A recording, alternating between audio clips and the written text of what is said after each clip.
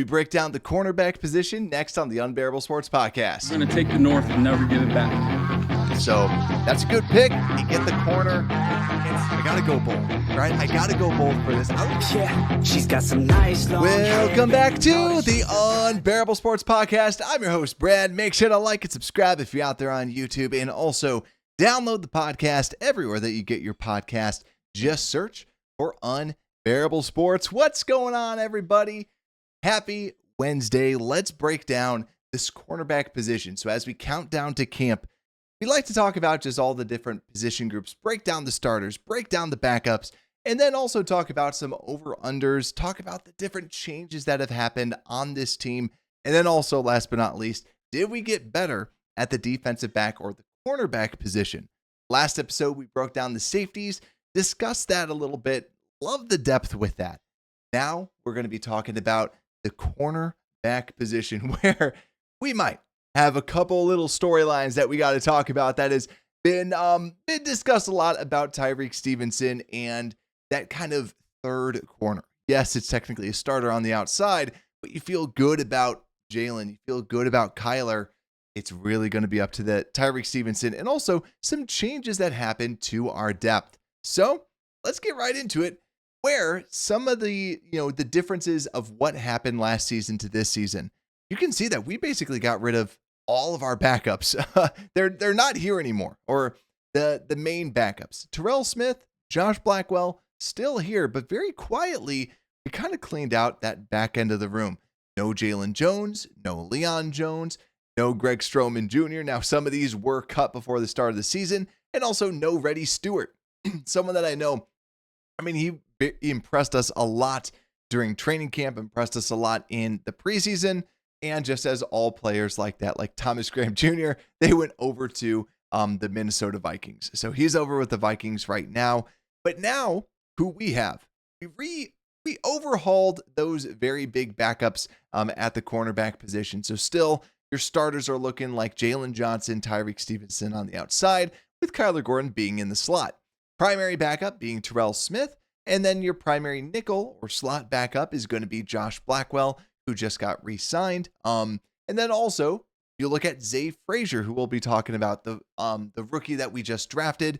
And then one of the last people that actually came back is Amir Speed, who was signed mid-season last year. More so a practice squad type of a player. But then some of the other players that we have is Sean Wade, Nick McLeod, Nashawn Wright, and also Jeremiah Walker, the undrafted rookie free agent out of SF Austin, which will break all those players down. But really the big storyline with this is what they did. They overhauled kind of the practice squad players, so to speak, just kind of bringing in more of Dennis Allen's guys, but then also bringing in a Zay Frazier to kind of heat up the seat of Tyrique Stevenson. But before we get into Tyrique, let's talk about the big superstar, Jaylon Johnson. Last season was re-signed, comes back, and has another very good season. This was something that I was very hesitant on, because I've said this before. Historically, good cornerback play, the elite cornerback play, is difficult to duplicate. And that's kind of what we saw, where I said last season, I expect Jaylon Johnson to regress, but it's more regression back to the mean, and that you just simply do not see defensive back or corners duplicate elite seasons over and over and over again. It's too hard of a position. There's so much up and down. You just don't see it. But what we did see, what I was predicting, is him to still be good. And the PFF grade reflects that as well, having a 76.2 defensive grade last season. The season before that, he had an elite 90.1. Just absolute insane when it came to coverage. So last season, though, gave up a reception on looks like 52%. Let me just verify this. On my screen, it's a little hard to see. I'm just going to type this in real quick just to pull this up on my other one, just to make sure that I actually have it actually correct. Yes, so 62% of passes thrown his way, he allowed a reception. The season before that, it was 50, right? Like it was crazy. He only allowed 2 touchdowns, which is still great. But the season before, last season, he gave up 42.4 yards and the season before that was a whopping 195. So, like we said, it's difficult to duplicate those elite seasons. Still very good season. And that's where you can expect more of the same. Like you can expect at least this similar level of play. He's established himself as one of the better defensive backs in the season that has the upside to be a true lockdown corner, and still really, really like his game. And also I want to highlight this too. Hats off for him to being healthy, because that was a big question with Jaylon Johnson when he was coming out of Utah. And that was even a question when we were re-signing him. So it's great to see Jaylon playing his first season over 1,000 snaps. So kudos goes out to Jaylon Johnson. Love hearing that, because with a lot of these defensive backs, we'll talk about injuries. The injuries with Brisker, we discussed last time. We'll talk about Jaylon. We'll talk about even Kyler Gordon. I'll bring that up a little bit later as well. So Jaylon Johnson, very good still very good season. And I think that all signs point to him still being able to have just another good season. Like, I don't think that you should, if he's elite, awesome. But I think this is going to be one of the spots where I think he's going to have a slight bounce back and play better. And also with Al Harris as the cornerbacks coach, I can expect a little bit more like, hey, be aggressive, make those big plays. So hopefully that then creates more pass breakups. So having 4 last season, 6 the season before, Jaylon Johnson hopefully can have a slightly better season. But the next player that I'm actually very intrigued to know how he looks inside of this defense is Kyler Gordon. This is a defense with Dennis Allen that you've seen like Tyrone Matthew, right? Someone that kind of played this kind of center, not like center field, like deep center field, but that kind of like what Charles Woodson-esque, like all over the field.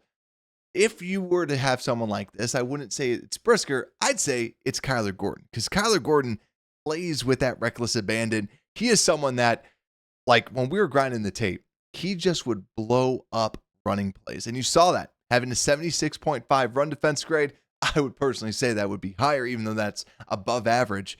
He was phenomenal. Like I just can't stress that enough. He was able to get past his guy, make big plays. And if they sent him on a blitz, he was great at that. Last season had a 76 grade PFF grade, his best on mark. And also he had one of his healthier seasons as well. I said this on the safety show. Kyler has been, like, we have to remind ourselves, Kyler's been banged up. He's had a history of injuries. He only made 14 games his rookie season, 13 in his second season, and then 15 last season. So has not been able to play a full season, has always kind of played with some nicks and bruises and been banged up, and has always missed time. So hopefully this is a good stretch of progression, but still, as long as it's in the teens, I still feel very, very good with Kyler Gordon. He's a difference maker. When he's out there on the field, he's just different. So that's why I really want to see, is Dennis Allen using him as a chess piece and putting him in different spots, because he's strong, he's fast, and just that acceleration, that burst that he plays with is different. So Kyler's the one that I'm really looking out for this season, just because I think the way that they can just execute him out there. So last season, no interceptions. Hopefully that gets a little bit more raised. Also having his best coverage grade at 76. So overall, Kyler Gordon, pretty darn good. But let's go to the person that everybody kind of came here to talk about. Let's talk about Tyrique Stevenson. So I have a question for everyone that's watching out there on YouTube. Do you think Tyrique Stevenson is going to start next season? Because I'm genuinely curious, because I think that there's a lot of talk of we have to trade him, that we have to get rid of him, that he's awful. But I've always kind of said the same tune. I think that Tyrique Stevenson gives you high cornerback play. He is someone that he's a risk taker. He's a gambler. That's why you see 2 interceptions last season, 4 interceptions the season before. This guy is going to try and get big plays. Who loves that? Al Harris. So that's why I don't necessarily think that he's someone that, that he's going to, Al Harris is going to hate on or anything like that. I think he plays more like what Al Harris wants to see. Now, I think what's good is you have new management coming in, But also, too, this is someone who a fire was lit underneath him. Now, it's what do you have to show? And this is a big put up or shut up type of time for Tyrique Stevenson to say, I'm not that guy that was just, I'm no longer that guy that was taunting the crowd. And let's be real, that's part of the reason why I like Tyrique Stevenson, because I like a corner that talks. I like a corner that does that. But obviously, what happened, not being in your spot, being undisciplined is different than being a talker. So Tyrique showed lack of discipline in that one spot.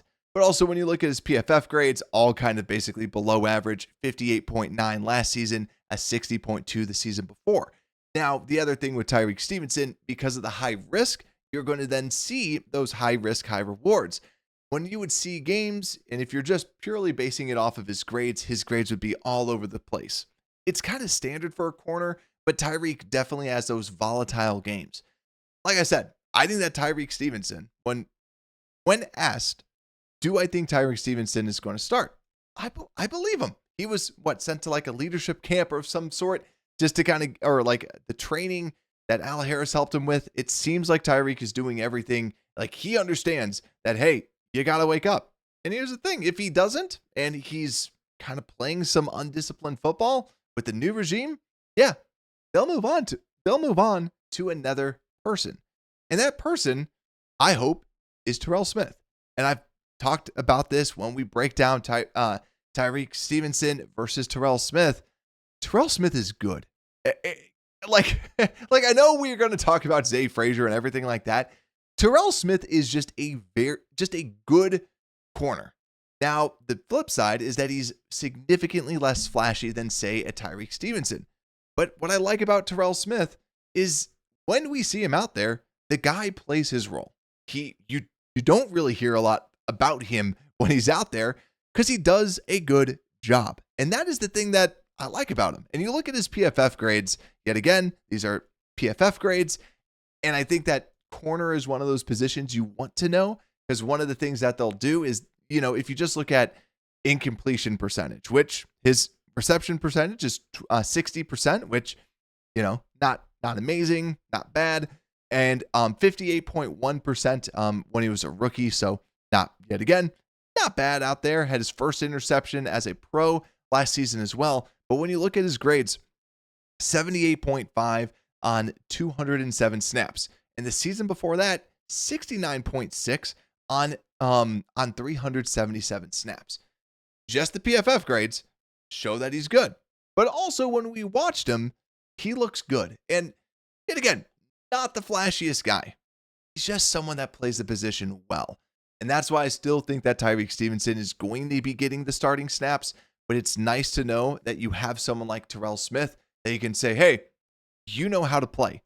Go out there, go play. So yet again, they're going into their third season. They were drafted together. And yes, that's actually how you get the little drop at the very beginning of the show when I talk about you get the corner. That's from me talking about Terrell Smith and Tyrique Stevenson, about why I like the idea of pairing two corners and drafting duplicates at that same position, because you expect one to hit and one not to hit. So with this, they both look pretty good. So I could see Stevenson starting, Smith just being a backup piece, just break glass in case of emergency. Now, the other person we have to talk about too is none other than Zay Frazier. So Zay Frazier is the undrafted rookie corner out of UTSA, and 6'3", 186. So it's obvious they love the potential. They love the potential of what Zay Frazier potentially brings. They drafted him at the 169th overall spot. He was mock draft databases on the consensus board at 130, and Arif Hassan's consensus board, it was 155. So on both consensus boards, this is seen as good value for the overall selection. Now, from what I've seen with Zay Frazier, my whole take on him is that, yet again, very high potential type of a player. Very similar to some of the other defensive backs that are out there, but he's going to be a 25-year-old rookie. And if you look at your other corners that you have out there, Jaylon Johnson is 26, and Kyler Gordon is 25, and Tyrique Stevenson is 25, and Terrell Smith is 25. So he's the same age as a lot of the other corners that are out there.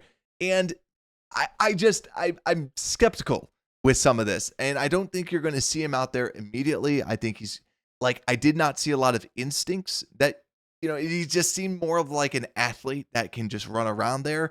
So it's going to be a lot of coaching. Dennis Allen and Al Harris have their work cut out for them to try and get Zay Frazier up there, because I don't think I have his 40 time up here, but I think it was like 4.3 40 times. So fast, instinctual, tall, long arms, 1 year as a starter. But that 1 year, a 47.4% completion when targeted, 37.7 pass rating when targeted, 6 interceptions, 15 passes defensed. So still had crazy good production. It's just going to be, I think, treat this as a redshirt year, especially when you have Terrell Smith in the waiting.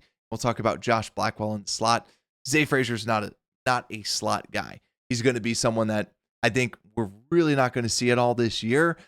If we do, then awesome. But treat this as a redshirt year for the rookie. Other piece too, we got to talk about the other backup being Josh Blackwell. The PFF grades don't necessarily love him, giving him a 58.1 grade last season, and the season before that at 28.5, but only on 21 snaps. And then as a rookie, had 134 snaps and had a 58 grade. Now, Josh Blackwell, I like. He's an undrafted rookie free agent, originally with the Eagles, but comes over to the Bears, and 3 seasons with the Chicago Bears has always kind of been that backup nickelback position or slot corner, and gives you very good special teams coverage. And I think when he has to slot in, no pun intended, at the slot position, he hasn't been awful. And so to me, I still like Josh Blackwell, hasn't been awful. And yet again, just a backup slot corner. Now, one of the big questions that I have too is who's going to be that other one that you have? Because Terrell Smith is a pure outside corner. Zay Frazier is a pure outside corner. So are you bringing in Shaun Wade? And quietly, I think that this is going to be more of a practice squad spot, but I'm curious who kind of that true third slot corner is going to be for the Bears. We're down to the nitty gritty on this of the team, but that's something that I'm at least curious about. Is before you always had like a Greg Stroman, you always had someone that could kind of be your true outside and also inside. Blackwell more inside, and like we said, the others more of just the pure outside corners. But overall, Blackwell, good special teams upside and good player overall. Other player that I want to talk about too is just Nahshon Wright. He is someone that is, I believe he's stenciled in right now as the 4th string corner behind Amir Speed.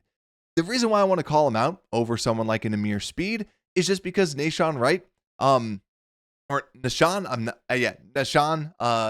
Wright, he played under Al Harris, and he gets brought over. 6'4", 185, right? Yet again, very toolsy type of player that was taken in the 3rd round. So he was with Dallas for 3 seasons. There you have kind of the connection. And that's why I think that he's someone to at least keep the eye out for, because yet again, might just be like a practice, maybe sneaks onto practice squad. He's a little up there. He's going to be 27 during this season. But Nahshon Wright is someone that just be on the lookout for. He knows this coaching staff, so might be able to squeak on the team over like an Amir Speed, depending on how many corners that they actually want to have on this roster. And then other players too. Nick McLeod, he's on the team as well, 6'1", 190. He's bounced around from Cincinnati to the Giants to San Francisco. Kind of had 2 different teams last season, but has had a lot of experience at the cornerback position. With the Giants, had over 300 snaps in 2023, over 500 in 2022, netting a 65.6 grade in 22, over 74 in 23, and also in 2024 with the Giants and Niners with a 51 grade. So not great, but still someone that gives you more of the actual veteran upside. But yet again, this is more the battles for the back ends. And the last but not least, Shaun Wade, like we were talking about, Shaun Wade being kind of the potential 3rd string slot corner. Just someone to be on the lookout for. Spent 3 seasons with the Patriots, former 5th round pick for actually the Ravens, but just about 27 years old. Just someone to watch out for. And last but not least, Jeremiah Walker, someone that I do not have his height and weight stats on me right now, but out of Stephen F. Austin, have not watched much of him just because this cornerback group is very deep. But what you need to know, he had over 500 snaps at SFA Austin, and with that, he had in 2024 had his highest grade at second highest grade at 79.7. The season before that, 64. The season before that, 56.3, and the season before that, 80.5. So that's really just the overall corners. Like I said, any of those undrafted rookie free agents, it's always interesting to see what they can do in training camp. But coming from a lower level, we'll see. Last time that we had some, they ended up not making the team. So hopefully someone shines. But I think it's going to be pretty tight. When you do look at this, it seems like they have their set 6. So it's going to be more of a battle for the practice squad. So let's talk about some of these over-unders, and then we'll wrap things up with did we get better. So for the over-unders, let's start out, and these are just for the cornerbacks. So last season, we had 6 interceptions at the cornerback position. That's right, only 6. I think that this is over because I set the line at 6.5.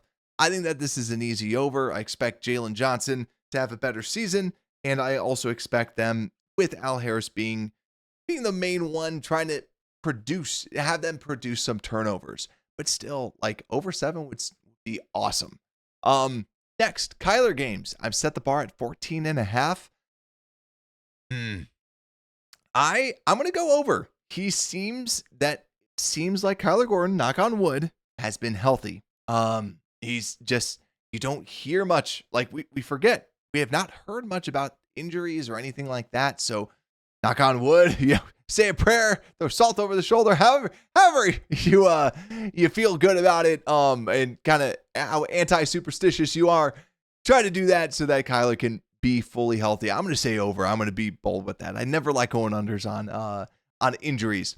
And next, passing yards per game. We are 16th in yards allowed according to NFL Pro Stats, and the average was 218.5 passing yards allowed. I think they might have included the sacks into there as well, because in other spots it's 233. But no matter what, Bears were kind of middle of the road. With the defense and all the other pieces, I'm going to say over. I'm going to say under. So I think that this passing defense is going to get better. You have another year with this overall unit, and I'm hoping, right? I'm hoping that it could be a little bit better than last season. The only reason why I could see it potentially being the over is hopefully the run defense gets better. That's still my biggest question, which we'll talk at a later time on. And last but not least, Pro Bowls, I set at 0.5. Will someone make the Pro Bowl? I'm going to say yes. I'm going to say Jaylon Johnson. Like I said, I think Jaylon's going to have a good season. I think that there's going to be more turnovers that are happening. I'm going to go bold. I'm going to say yes. And even like Kyler, I think Kyler could potentially move up a little bit. But I want to see Jaylon there. Jaylon's someone that's starting to become more of a household name rather than some of the others out there. So I'm going to say over just for the pure optimism and hope in that perspective. But last but not least, did we get better? This man up here, Mr. Al Harris, I think is going to make this unit better as a whole. But if you look at just the overall players, like we've said, I expect progression out of Jaylon Johnson because you kind of had those natural dips. I think he's going to have a better season this year. I think Kyler's going to have a better season too, just because another year he got his deal done, everything like that. I think Kyler's going to have a better season, and I think Tyrique Stevenson will have a better season, a better rebound season. And if he doesn't, I think Terrell Smith gives you better play than Tyrique Stevenson if he's at that starting spot. So to me, so far so good. Like it feels better, even though it's the same unit. Terrell Smith is just going to stay the same. Josh Blackwell to me stays the same. But if we look at our other backups, like a lot of those are gone. Jaylon Jones was not great. Zay Frazier comes in. I think that Zay Frazier is technically a step back just because of my expectations of Zay Frazier being more of a redshirt year. Yet again, not saying it's a bad move to draft him or anything like that. It's just if we're talking purely about this year, someone who's been in the year multiple years would be better. So with this, though, the rest of the backups, like the third strings, there's not much else that's going on. I still really liked Greg Stroman. I still really liked Reddy Stewart. So if I'm nitpicking, I like the third stringers better. But even though Nick McLeod has a lot of experience and Nashawn Wright has some, I just like that group better. But I think the overall expectation is that even though a lot of this is the same group, I think that them as players with the coaching and everything like that, I think they're going to be playing better. And I think that especially Tyrique Stevenson should be playing better. So to me, I think we should be better.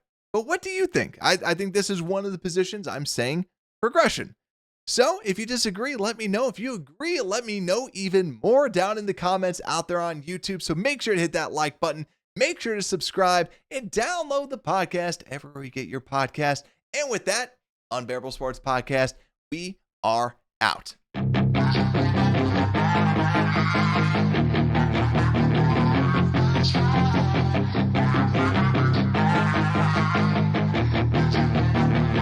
Yeah, she's got some nice long hair, and you know that she's a